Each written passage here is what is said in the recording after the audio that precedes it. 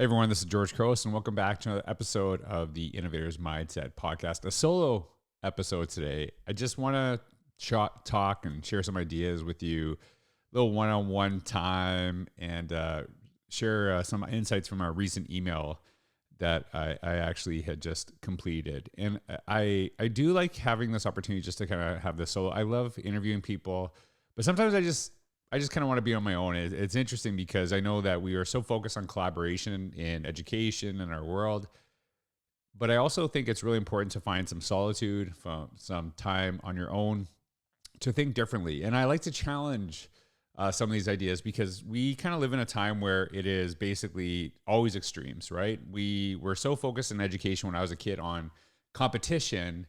And then I think we've like overcompensated with this by focusing solely on collaboration. And I talk about the concept of competitive collaboration that we both push and support. But if we always are having this opportunity to like connect with groups, work in groups, have these conversations, things like that, I don't think we bring things to the table. And it is important that we have time to develop on our own, times to think and consider things. So the concept of isolation really being, with your thoughts is really important to me. And I feel that this is something I've kind of challenged because we just kind of accept things as they are sometimes.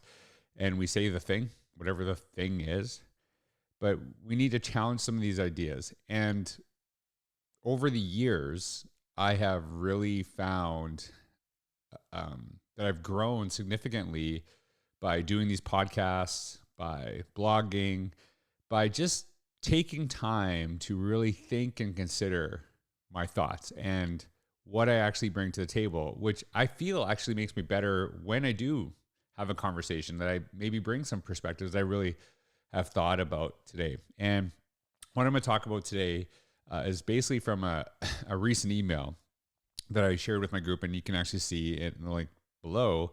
And the email is titled 3 Reasons to Connect with People Who Challenge Your Thinking. And I don't think I was always like this. I remember when I first applied for assistant principal job, and I've shared this story before. I actually got this job, or got this interview. Wasn't expecting. I never wanted to be assistant principal. Never wanted to go into school administration. And I had an interview with a gentleman named Archie Local. Amazing principal. But at the time, I didn't know. And about 5 minutes in, we're having, niceties. And then all of a sudden we're like going at each other and really kind of challenging one another. And I walked out of there and I said, this is the worst interview I've ever had. It was absolutely terrible. And I told that to my principal at the time, Kelly Wilkins, who's, someone I really consider my mentor over the years. And she's probably a mentor to many people, not just myself. She said, no, it's okay. And what was interesting was I was expecting never to get the job.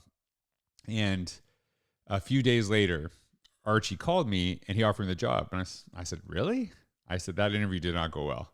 He said, well, you're the only person who actually challenged me. And that's what I'm looking for. I don't need someone to think just like me. And if I'm doing something dumb, I want you to tell me. But at the end of the day, if I say this is the decision we have to make moving forward, you have to support me. So behind closed doors, push me. But together we're a team. We got to kind of have, work together on these things, because when the superintendent's upset with anything, they're not calling you as the assistant principal, they're calling me. So I have to live with the decision, but I do want you to give me that feedback. And I said, I can do that. And that was kind of the agreement we had. And so fast forward to our first day together, because he's new to the school, I'm new to the school, he's the principal, I'm the assistant principal.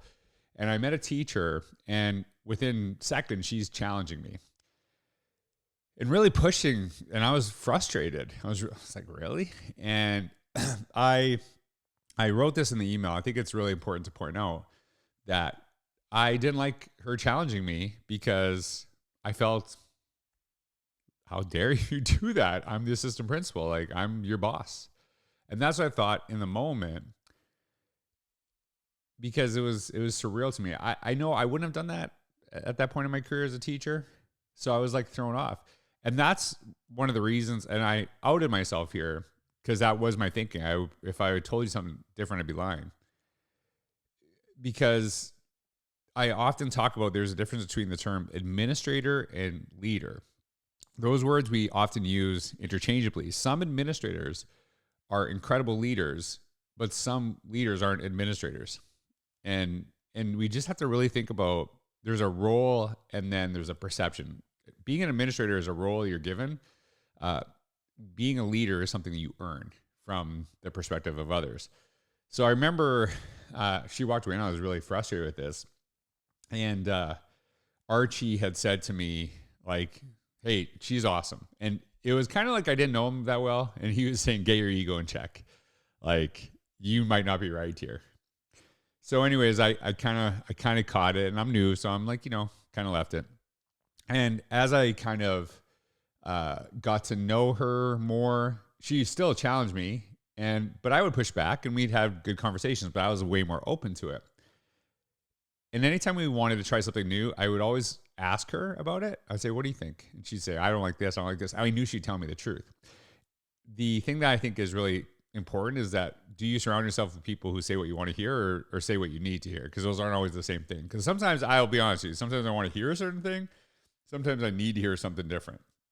And so she would tell me what she thought, and then we would often revisit the plan, change it, and then bring it back to her, and she would love it because she saw her fingerprints all over the new plan. And then she would actually become the advocate. And she was a leader as a teacher. She was very well respected on staff. People listened to her. And if she was okay with it, it seemed often the staff would be okay with it. She really represented them well.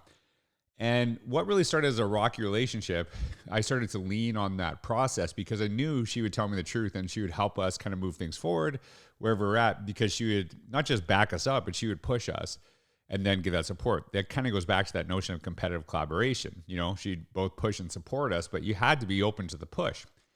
So a couple of years later, I become a principal and I have to hire for an AP, and she was the person I went to. And I think she was a little shocked because I would often ask her to challenge me, and I wanted her to do the same thing for me that I did for Archie, that she would challenge me and to push my thinking. And the thing that I always say is, I didn't need another George. I already had that. That's me. I'm the George. I need someone who thinks differently than me. And you see so many administrative teams, they're basically carbon copies. You have like 5 people that all kind of think the same. They kind of dis. And I think it's really important to have diverse views and perspectives on things that, we kind of are focused on getting to the same goal, but how we get there can be a little bit different. And the thing was, I think was appealing was because she was very different than me, but we did have the same hope to really kind of ensure that, we really served our staff, really served our students, is that when I hired her, some people would feel more comfortable talking to her and some people would feel more comfortable talking to me and vice versa. And you want to have kind of, people like I didn't want everyone, like if this person I hired was just like me, then probably, a bunch of the staff would never go to either of us. But if, people are different and, kind of different, I'm much more vocal, much more outgoing. She was kind of quiet, great leader. But she was just a little bit more introverted than I was at the time. And so she appealed to different people. And I thought that was really, really powerful. And I think it really set us up to do some great things because she would challenge me and I would ask her to do that. She never hesitated because that is what I hired to do for. And to be honest, I pushed back on her too. I think it made us better. And so that was something that was really important to me. And do we actually hire teams like that? Or are we just trying to get everyone to think alike? And I think a lot of my writing, a lot of the stuff I've done over the years, I really kind of pay attention to like what's some of the pushback, what's on the challenge. And I try to think of people's perspectives. As I said earlier, blogging has really helped me because I always try to think about what is the 360 view? Like what's the challenge going to be here? And because I pay so much attention to what's going on in education, what people are talking about, that I want to kind of make sure that I'm thoughtful and approaching stuff that, we want to push forward, but you have to acknowledge different viewpoints and make sure people are comfortable along the way. So there was 3 things I wrote about why it's so important to, surround yourself with people who challenge you. The first one is maybe you are wrong. I know it's a hard thing to hear. It's maybe sometimes I'm wrong. I don't think so, but no, I'm just kidding. But yeah, sometimes you're wrong. And the thing is, I talked about this before. There is a difference between being a confident leader, being an arrogant leader, and being an insecure leader. I think a confident leader is really, really important. An arrogant leader just kind of dismisses people and they're right no matter what. An insecure person dismisses them because they don't want to look like they're wrong. A confident leader can just say, yeah, I'm wrong. I'm wrong. And they'll figure out the right thing to actually do and to move forward with that. And so I think confidence is really crucial to education. It's a really overwhelming job. I thought about this all the time and I'll share a little reffing story. To be a ref, you have to be confident. If you're arrogant, it's going to catch up to you. If you're insecure, it's going to catch up to you because people are yelling and screaming at you. Even when you're right, they're yelling at you. And I remember one time I was new to college basketball, level up from where I was reffing at high school level. And I was the youngest person on the 3-person reffing team. And I remember my first call that I made in this game. I had not made a call the whole game. I was getting like, what's going on here? And I made a call and it was terrible. I knew it was terrible immediately. And the coach started yelling at me like, ref. I said, coach, I'll talk to you the next stoppage of play. And he's mad. And then my partners, they didn't want to hurt my confidence. The coach actually called a timeout and he said, come here, ref. And I started walking with him and my partners were like, don't go over there. I'm like, no, I'm good. So I walked right over to the coach and I said, coach, there's nothing to talk about here because I screwed up and I'll be better next time. My bad. And he looks at me and he's like, all right. And then that was it. That was another conversation. Like, what's he going to say? Yeah, you were wrong. Yeah, I just told you I was wrong. And I think that's really important, that sometimes you have to be comfortable saying you're wrong and that there's a confidence level there. So I think that's really kind of important. The next point I made, and I kind of talked about this earlier, is different perspectives appeal to different people. There's sometimes where I remember when I was assistant principal and Archie was principal, again, very different people. There was times people would feel more comfortable talking to me and some people would feel more comfortable talking to Archie. But the thing that was really important was we would always be honest with each other and share these perspectives. We would never go behind each other's back. And I think that's sometimes when people have different approaches, different perspectives, just kind of different ways of being, it does appeal to more people on your staff. And so that leadership team, the cohesion. So I think what is really important is that people felt comfortable saying like, hey, I have an issue with this. I have an issue with that. And I've said this before, is that I cannot solve problems that I don't know exist. So I cannot actually, if you can complain behind my back all you want, but I might not even know it's a problem. So if you are more likely to bring the problem to me or to our team, to whatever, there's more of an opportunity for us to kind of solve that or figure out a solution forward or to at least address it. And I think that was really, really important. And the last part, and the last point I share is this: the best ideas are rarely in the extremes and often somewhere in the middle. And again, this is something I see in education, is that we really want diverse perspectives until they disagree, and then we don't like them so much. And that's kind of like how it is there too. There's a lot of arguments in education. There's kind of like this innovation camp. There's this basics camp. There's this, the science of reading. I don't know if I should even talk about this, right? There's all these things, but like often there's kind of a middle space where some of the best solutions. And I think that something is really important to me. I remember when I wrote Innovator's Mindset, I had really not talked about the importance of reading, the importance of like basic skills. And there was a parent there who was really going at people for not talking about this. And the problem was that I believed in those things, but I never talked about it. So it was kind of like just assumed that was, of course, what we were doing. So it really made me think about how does the basics play part in innovation? So if you read The Innovator's Mindset, and I'll share the link down below if you've never read it, very proud of that book, because although I talk about innovation, doing new and better things, there's a whole part on how important the basics are to innovation. And I actually, the analogy I always give is this perspective that, jazz musicians, the ones who are the best, can have the ability to improvise. There's a real power in that. But sometimes the problem with that mentality is that how did they get to that place? It's because they know their basics inside out. That if you don't know how to play that instrument inside out, then you're never going to be able to improvise.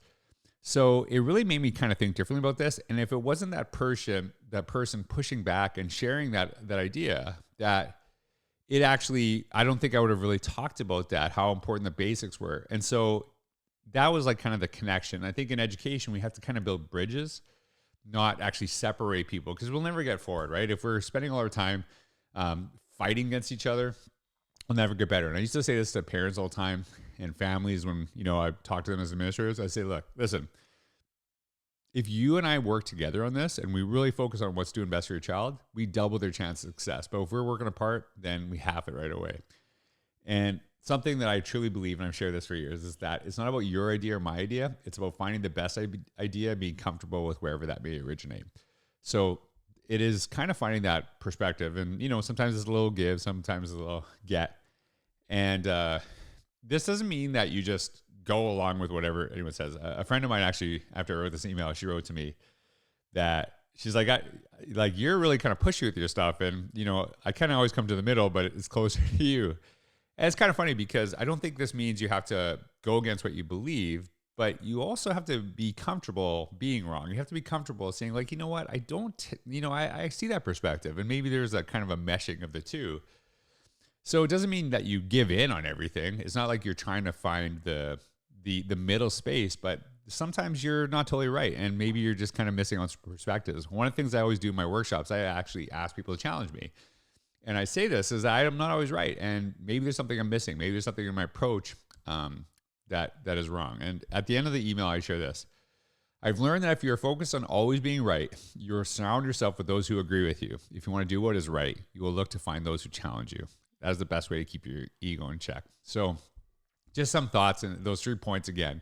One was maybe you are wrong. So don't always think that whenever you're pushing on something that you're always right. Because if you kind of go with that perspective that maybe you're wrong, I think you might actually find out you're wrong, or actually you might solidify your position.